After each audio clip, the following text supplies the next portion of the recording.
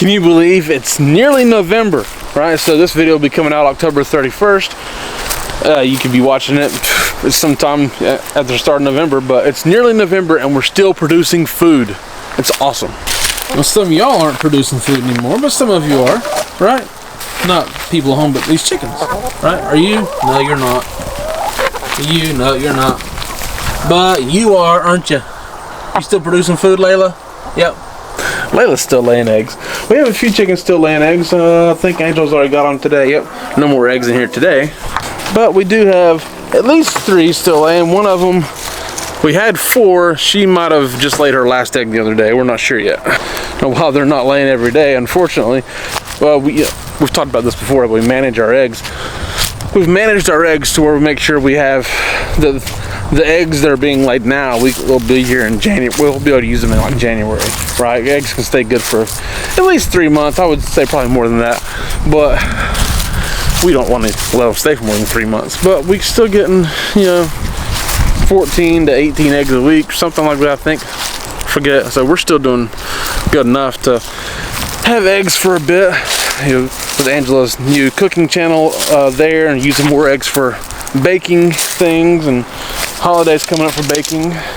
So it's good to have a lot of eggs around. Hey, you guys remember this?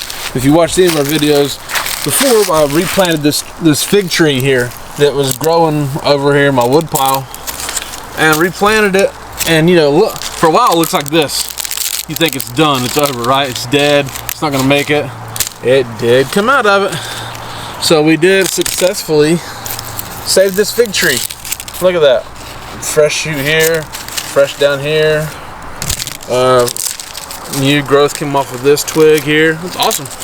So if you were wondering, we did successfully save the fig tree, right? Planted some garlic, but it hasn't come up yet. We have a squirrel.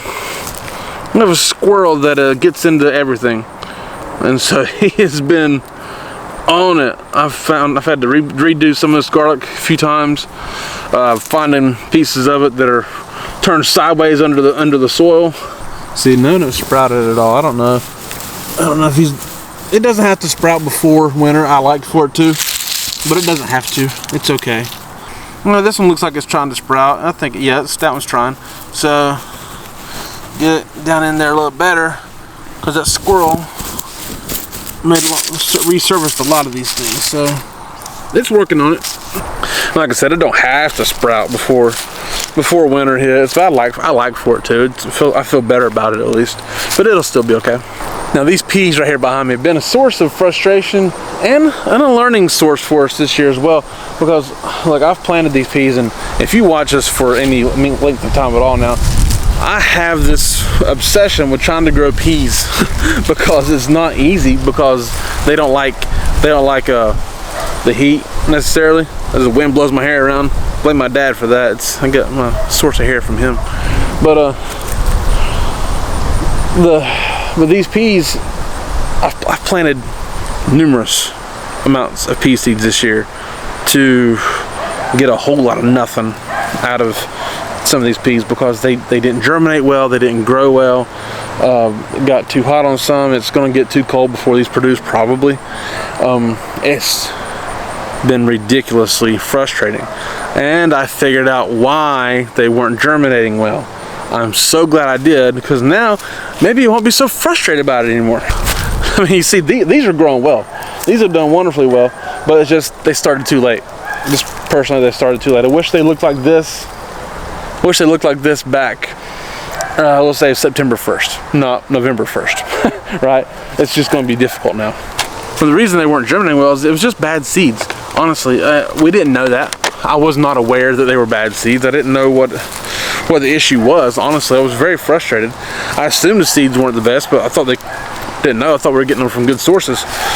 But what we learned about seeds was that if you get pea seeds, sugar snap peas or English shell peas, sweet peas, whatever you want to call them, and they're yellow, like a dark mustardy yellow almost, they're probably not going to germinate well. Okay, but if you get seeds that look like this, look at that. See, all those are whitish green. Those are good pea seeds. Okay. So we got those seeds from Haas Tools. Now we're not affiliated with Haas Tools, so this is not a shameless plug to try and get drum up business for us in any ways. But I will tell you from our experience that these seeds right here are wonderful. These are, what are they? Super Sugar Snap Pea. They have been outstanding. They germinated so well. They've grown so well. If we just had time, honestly, just had time, we would get a ton of Sugar Snap Peas off of those. So that will be our go-to. See these? I bought a pound of them. There's a reason for that. We're gonna plant a bunch of them, right? Just not right now. Maybe in the spring. Maybe if things go a certain way, then we'll be here and we'll plant a bunch of things a little differently here, because we're working on new ideas. So if that's the way it goes and that's what we do, then you'll see the results in the spring. Some beautiful rosemary still. This right here is one of the things that every home cook should grow. Okay, we talked about this before in other videos, not this year, but in the past, about things every home cook should grow. This is one of them. Fresh rosemary. It's amazing. Just fantastic. Look like a creeper and smell your fingers. Ah, but it smells so good. You look like a weirdo, but it does taste good. Or it does smell good.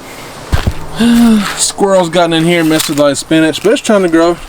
It's trying to grow. It probably needs some water, but it's working on it. I think we'll be able to produce. We got a while still before it gets a hard freeze, apparently. And what we're eating for supper tonight, to be honest with you, we was going to do a video on it, but we just chose not to. This is lettuce. We're gonna have to make a great salad here, and I see the way the sun's angling here. It's gonna make it difficult, but I do want to show you this lettuce. It's beautiful lettuce, and that's just, we were trying to grow these for heads, and a lot of these got pushed out or just drowned out, but some of them grow. Now this one over here, look at them. They're just beautiful. Just full of lettuce all the way up and down.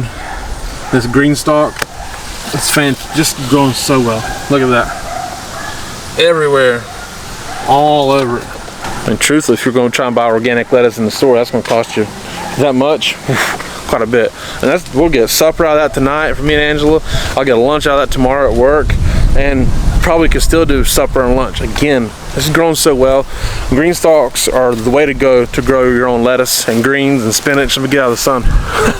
So hey, look, there will be sales on stuff like that here soon. Okay, so pay attention. If you're looking for accessories for a green stalk or things like that, I know there will be sales coming up for things, so pay attention on it. All right, that's when you get it. It's like to keep growing that beautiful lettuce or spinach, whatever you plant in those green stalks into the winter. You want to have a frost cover. Okay, if you keep the frost cover to help, gets over top of that, we'll have lettuce for a while. Okay, so that's the way you keep growing into the winter. And this, honestly, still producing food here in November. Thank you all so much for watching. I do appreciate it. My name is Jason. This is Art of Creation Homestead. We love y'all. God bless you and goodbye.